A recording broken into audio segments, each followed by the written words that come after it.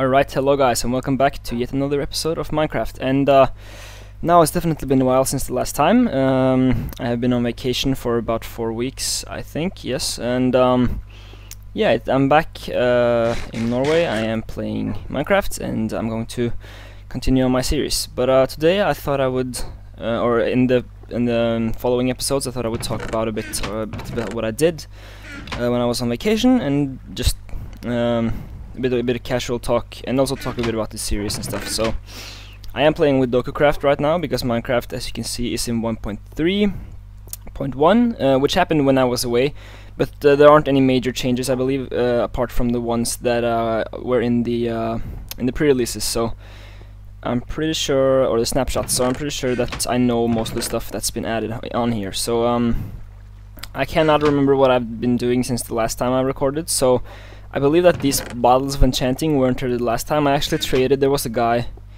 up here, one of the villagers, who wanted to trade emeralds for bottles of enchanting, like 3 bottles for I think for 1 emerald, and I just bought him just to have some. This guy, he's 1 emerald for 3 bottles of enchanting, which is, I mean, a fairly good offer. So I just took him up on that, and yeah. But these guys are still in here. I believe some of them, I killed some of them because they got a bit annoying, and they might be able to get out here, I don't know. Yeah, anyways, I thought I would start this episode off by so actually just start building my house and talk about what I did on my vacation. But this is going to be a large project, so I have to concentrate quite a bit, but I'm going to try to talk as much as possible. And this is the default skin. I don't know why the default skin is on, but it's just, it doesn't work apparently with this texture pack. So yeah, I mean, I was in Asia, all around Asia for about 4 weeks, like I said, and I guess the main point of this vacation was because my parents really, especially my father, when he goes traveling, he really, I might turn on the sound a bit. Whoop. There's so much new stuff here, I just can't keep up. This, they changed a bit on the single player stuff and such, so yeah. But yeah, my father really wants us to experience something else than just going to the beach and stuff like that. So he just said, okay, we're going to Asia, and mainly to, you know, poor regions, just to experience, because we rarely, you know, experience real poverty where I come from, and so he thought that would be a good idea. So we went to I believe first we went to Thailand, which isn't really that poor of a country, but we actually know a guy who lives there, or him and his family, because he was an exchange student who lived with us for a year, about 2 years ago or 1 year ago, where he actually lived with us for a year, and because of that we know his family slightly, and we went there and we had some sightseeing, and we went out with them and ate, and just, it was a really good time, and he had a really nice family, and it was just that was one of the more fun parts of the vacation, I guess. And then there were a few more parts that weren't that as fun. At least I wouldn't think so. But yeah, we were in Asia for about 4 weeks, and I mean, this vacation I think was really cool because there were so many cool things that happened. For example, one thing was that, well, my dad, he works a lot. He works for a phone company, and they operate a lot in some of the Asian countries that we went to. For example, Thailand, and he travels a lot with the plane to those countries, and with his job, or with his work, so he flies business class all the time. And he did that this time as well, but luckily for us, or, you know, the rest of the family, this was like a 10-hour flight, I believe, so it was a long flight, but luckily for the rest of our family, there was an overbooking on the flight, and because my dad was on business, they said that, you know, our entire family could also go on business, and that was, I mean, if you haven't tried flying with business class, I wouldn't say just do it, because just like that, but if you get the chance to let's say you're on the plane and it's overbooked, and there are a few open spots on the window is gone here, but if there are a few open spots in business, you should just try to get in, because it's just so much fun and so much more comfortable. I mean, you have unlimited drinks and unlimited free drinks, and you have, you know, the seat is just amazing because you can lie down completely, and it's quite an experience compared to flying normally, especially for, you know, long durations. It wouldn't have been as fun if it would have just been like a couple of hours flight, because then it doesn't really matter. But on a 10-hour flight, you know, it was an overnight flight, I believe, and so because of that, it was really great to have the beds, even though I still couldn't sleep because I'm not able to sleep on planes. But yeah, it was a fun trip, or especially that part of the trip was really fun. And it was a good start. So we went to Thailand. Like I said, we spent some time with the family of the boy that we know, and just went sightseeing for a bit. And then afterwards, we went to a very interesting place actually, which is called, or it's called Myanmar or Burma.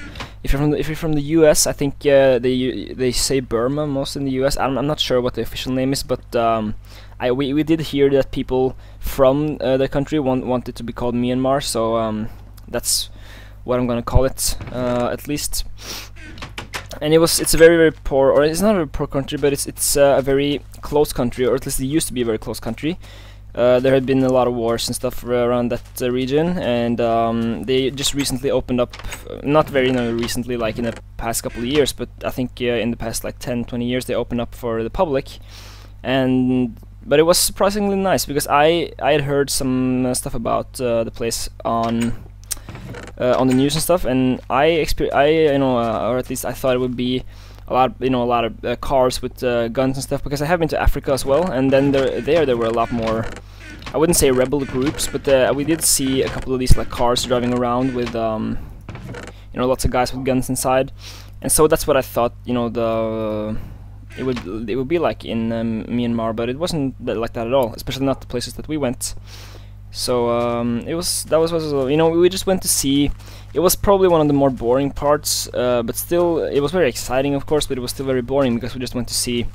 They have a lot of amazing these old pagodas, or like Buddhist temples there, that we went to see, which was really interesting. I guess it wasn't very interesting, but it was interesting to some point or some degree. And I'm just gonna have to think about where I'm gonna build this house. I'm not really sure. I kind of want to build it. I'm just gonna build like a mansion, kind of, but I kind of want to build it on a hill. But then again, there aren't really that many big hills, and most of them, I want to build a house quite central, so maybe like over here or something. Maybe yeah, let's just build it here. I'm just gonna try to sketch out something while I talk, so yeah. But we went to Myanmar, like I said, and we stayed at a lot of fancy hotels, because the hotels are a lot cheaper there than they are in most other countries, as well as Thailand. It was a surprisingly, I wouldn't say cheap country, but it was things to buy in the country were very cheap, and also because of the currency differences, it was very easy to buy a lot of cool stuff. I did buy a couple of things in Thailand actually. I bought I can just tell you this story right now. Because I have an old Game Boy Advance SP. I don't know if you know what it looks like. It's this Game Boy, and you can like flip it up. And I have Pokemon Blue, the original, Pokemon Blue. And I have been playing that a lot, and I always wanted to get the complete Pokédex, and I used the Mew glitch. There is a Mew glitch, in case you don't know, for Pokemon Blue to get a Mew, and so with that I could get actually the full Pokédex. But in order to get that, I have to trade over some Pokemon from Red, and I also have to get some Pokemon to trade. Like I don't know if you're into Pokemon, but if you know this, then you have Pokemon like Gengar and Machamp who have to be traded to evolve. And because of that, I really wanted to get another Game Boy. I know it sounds stupid, but if you play Pokemon, you probably know what I'm talking about. And I wanted to get another Game Boy because I have like a link cable, and we used to have another Game Boy as well, but we lost it. But I wanted to get another Game Boy, and I also wanted to get a Pokemon Red. And I figured that I could get a fake one. And we went there, and then I saw they had this fake one, a fake Game Boy that had installed a bunch of games already on it. And I didn't really want to use that. Because it was very bad compared to the original one, and also the guy that we know, who was the one that helped me out, he said that you can't trade between the fake one and the original one. So I just said okay, and then we went to this retro game store, which was really cool because I haven't really seen anything like that before, and they had actually this custom edition of a Game Boy Advance SP, just like mine, except it was like this Mario custom edition one, and it was really cool, lots of cool colors. And so I found that, and I was like, okay, maybe I'll buy that. And then I asked, do you have Pokemon Red here? And the clerk guy was like, yes, I do. And then he showed me one, and it was in Japanese. And in case you don't know this, Pokemon was first released with Pokemon Red and Green in Japan like a year before, I think, or maybe not that much, but sometime before they released blue and red all over the rest of the world. And so I was like, okay, I'm not sure if I'm gonna buy this. But then the guy I was with, or the guy that we know from before, he said that it's not a problem because you already know what to do, because I have played Pokemon Blue a lot, so you can just compare the two games, or if you don't, then you can just still know all the buttons, and because it's a very simple game.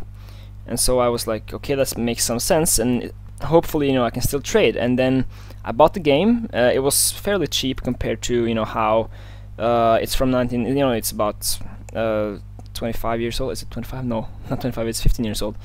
It's about as old as me. 15, like 16, 17 years old. Very old game, and it was very good condition, and the same as the Game Boy, very good condition, and it was very cheap. I guess you could say about $100 for the package. And so I was just like, okay, I'll buy that, and then I did. And then what was kind of sad for me was that I went on searching on Google, because I didn't have anything else to do while I was on vacation in one place, and in one of the places. And then I found out that I couldn't actually trade between the the Japanese version and the American version of the game. And after I found this out, I was kind of sad, because I was like, I mean, the entire purpose of me buying the other Game Boy and the other game was that I wanted to trade. So I was kind of sad. And then when I got home, I wanted to try it still, and it just kind of screwed up, so I didn't go any further with it. So yeah, I can't play the Japanese game like properly because I can't understand one word. But so yeah, I mean, you can say it was a failed investment, but it's still a cool thing to have. I don't think any people I know have a Japanese Pokemon Red, so I guess it's good. And if I ever do happen to get another game, I at least have another Game Boy. So that's good, I guess. But I checked out Pokemon Red on eBay and Amazon, and on Amazon there was like one version that cost $400 or something for an original game, and I just no way, I'm not gonna pay that much or that amount of money for that game. So that was a bit of a fail. And I also did buy one more thing that was genius, which I am really happy about, which was, I mean, you could say on the investment part, it was such a good investment that it actually overshadowed the bad investments of the Game Boy, and that was another Nintendo product. It was a Nintendo DS Lite. And when I was there, I mean, the guy I know that lives there, he has like a couple of DS's, and he said that he's so happy with them. And then I was like, okay, maybe I'll buy a DS just because it was very cheap, and so and it was an original one. So I bought it, and then he said that they have this cartridge thing, which is really awesome. And then it's called R4, and there are very many versions of it, but it's essentially that you have a DS-shaped cartridge that you can plug in, and the DS-shaped cartridge also has like a mini SD card, and then you have you can put the SD card into an USB, and you can put it into your computer, and you can put in case you have ever played around with emulators on the PC, you can basically put ROM files for the DS on the flash card, and you can play them on the DS. So what this means essentially is that I can get every single game for DS for free. And this is, because a normal, I don't know, a game for DS where I live would probably cost around, $70-$60, which is pretty steep, I would think, or at least I think it's pretty steep for that type of game. But now I can have, I have all the different Pokemon games, and I've been playing a lot of Pokemon Soul Silver. Pokemon White doesn't work without because they have they actually added this kind of block, so that you won't get XP unless you have a legitimate version. But I know you can work your way around it, but I just haven't bothered doing it yet, so I might do that later on. But the cool thing is or the really cool thing about this card is that I can actually basically use other emulators to play on the DS. So I mean, in case you don't know what an emulator is that some people some time ago were like, okay, I kind of want to play Mario on a PC without having to make maybe the game all over again to the exact condition that it was. So some kind of genius person, he I guess invented this emulator thing, or this concept where you have an emulator which is basically a virtual version of the console or console type thing that you're playing on your computer. So you can have a DS on your computer virtually, and then you can use files that are called ROMs to play the different types of games, just like they are on the original console. And this works for you know, you can have a Wii emulator, you can have a PS3 emulator, you can have an Xbox 360 emulator, you can have Game Boy Color emulator, you can have a DS emulator, you know, every type of emulator. You can even have emulators for like previous versions of computers. It's kind of, these are really old versions of computers like Commodore 64 and stuff. It's really strange, but still really cool. But I was able to add quite a few of those emulators. So I now have an NES emulator, which means I can play games like Mega Man, which is one of my favorite game series of all time. And I also have a Game Boy Color emulator, which means that I can play Pokemon Blue on my DS. And I mean, just this little card, this cartridge, which is called R4. And there are many companies that make this type of thing, but the one that I have is from the company called R4, or at least the thing or the product is called R4. And it's just amazing because it provides such a, you know, large entertainment value, because you can play all those old school games, but still with a bit of more authentic feeling than playing it on a computer, and also the fact that it's more portable in the computer. So that was one of the best buys I honestly have ever done on a vacation, at least. So I was very happy about that, and kind of overshadowed, like I said, overshadowed the bad purchase, the other one. I'm not sure how long this episode has been now, but I'm gonna cut it off right here, and I should probably start working on the house. I'm just gonna make quite a few episodes. Oh god, what the... Ugh! Jesus. I'm just gonna make quite a few episodes in succession here, talking about this vacation, and just start, hopefully. I haven't built anything yet on my house. I really want to get started building the house. I might just make it a bit smaller in the beginning and then just expand. I'm actually gonna do that. Let's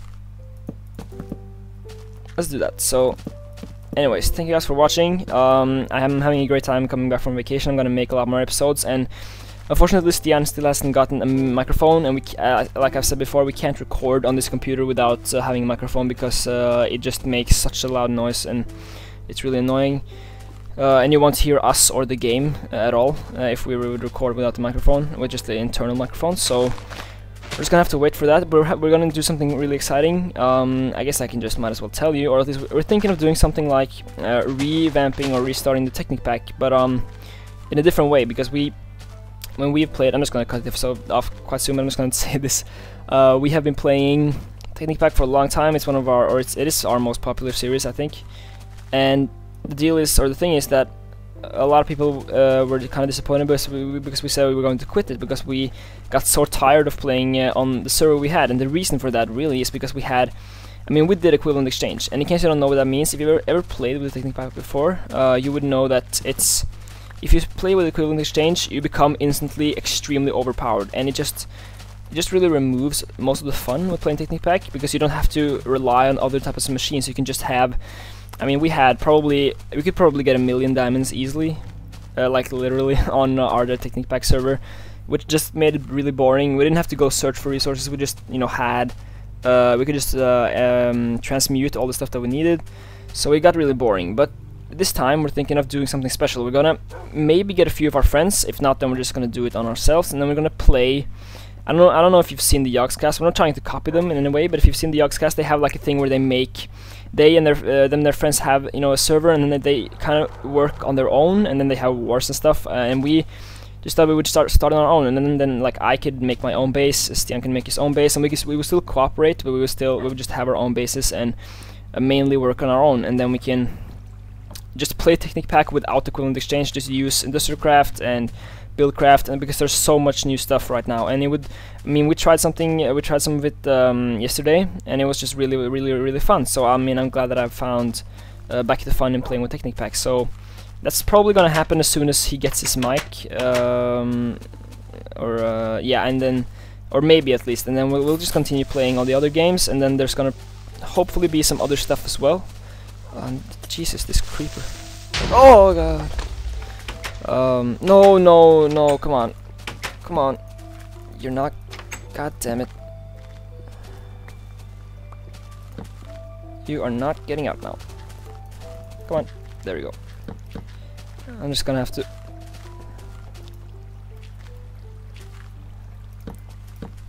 There we go.